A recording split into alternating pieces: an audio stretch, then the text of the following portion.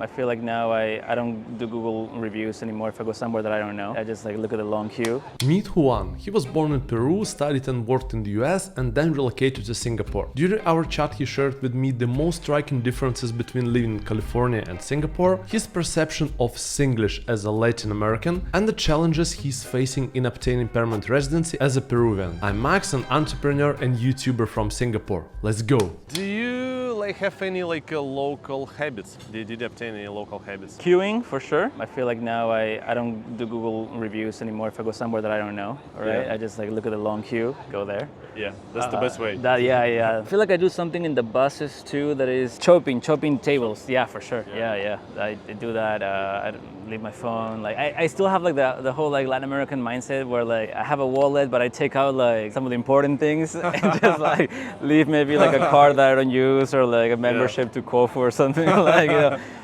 just in case. What about Singlish? You understand it? I don't understand it fully, but I do make an effort every time with my local friends to learn new words, learn to express different things, I guess, in Singlish. I started saying 可以 instead of can, which is not Singlish, but it's Mandarin, 可以. Which means can in Mandarin. And a lot of people that I guess don't say can, they say 可以. I've been saying that as well out of habit. Yeah. I learned shiok recently. And it's oh wow. Yeah. You can say it in very particular situations, and I feel like I'm saying it in the wrong ones and the good ones. But yeah, things like that. What do you think that if you compare Peru or Latin America in general with Singapore, what would be the biggest cultural differences for you between two places? I guess the biggest shock for me was the degree of safety that there is here. But not a cultural difference either, but it's just that crime and fear of crime is so ingrained in our culture back home that you can't just go outside and leave your phone on the table, just to choke the table, right? Yeah.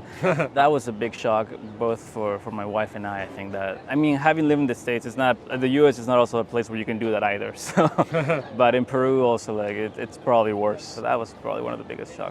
I would say. Because for me, Asian in general, people are more quiet in a way, more reserved. And Latin Americans, they have a reputation of being super open. Actually fun.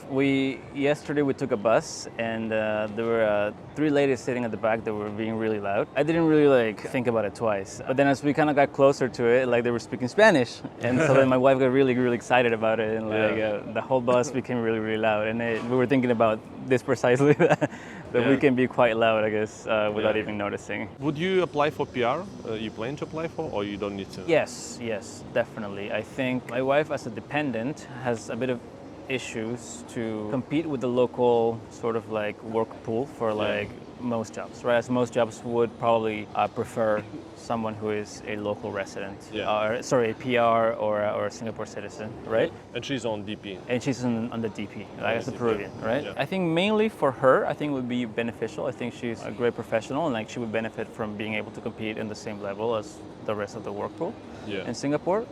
So yes, and then we don't have kids, and I think that if anyone has kids in Singapore, it makes more sense to get a PR to be able to send to local schools. Yeah. For the meantime, probably not for me, but mainly for her probably. So we might do it this year now.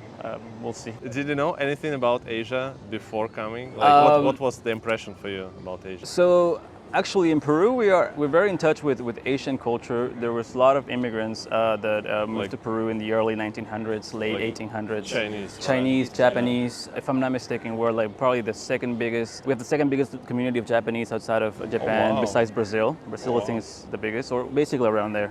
So they're very ingrained in our culture, and to the point where there isn't a single Peruvian that hasn't had Chinese food. We have a local fusion food called Chifa, which actually there's a restaurant that somebody opened here in Sentosa. Oh, nice.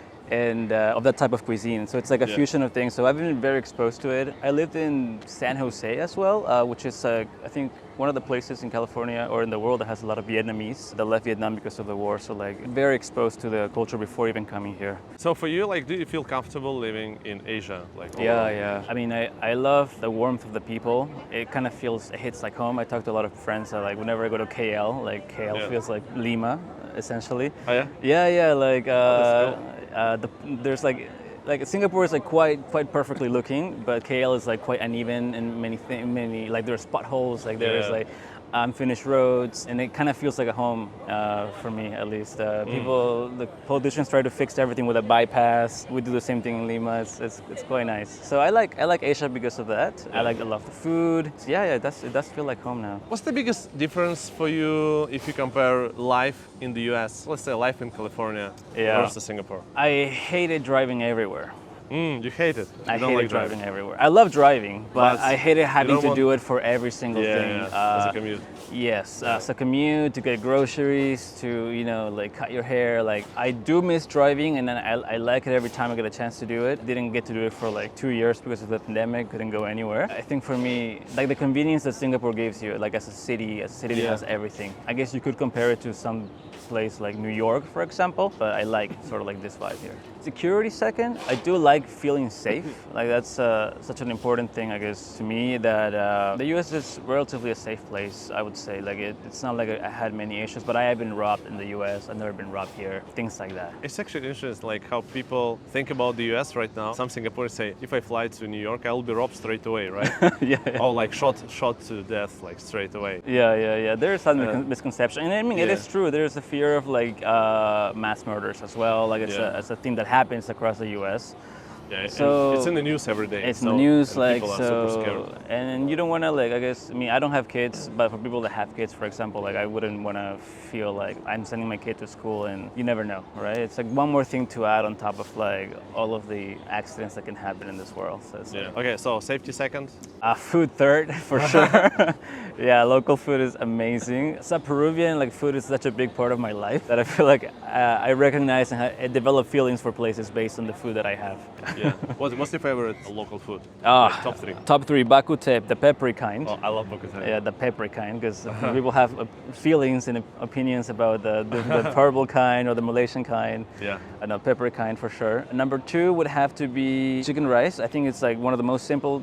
I look simple, I guess, from the outside. I'm not really sure how hard it is to actually do it, but it's just exquisite. Like I think it's a bit on the colder side as well. Like it's not like the warmest of dishes, which makes it great for this kind of weather as well. Yeah. And number three, it's not really, I guess, a meal, but the kaya toast. Kaya toast for dessert. It's a guilty pleasure. For kaya toast, you go to Toast Box or to Yakun. Of course. Yeah. Do you make any local friends, like Singaporeans? Yeah. Like I was saying, like through theater, I was able to meet a bunch of local people. Some people from work that are local as well. I go to F45, the gym. A lot of local people also there. We're the Mission community as well. A great place to meet, I guess, new people and people from everywhere, and a lot of local friends through there as well. I love trying like anything local, like anywhere I go. Like I just want to like be able to get the full experience, and of course, meeting local people is the best way, I think, to do that. Yeah, and food for sure. Are you leaving? Wait, enjoy this video first. But it's gone in 5, 4, 3, 2, 1.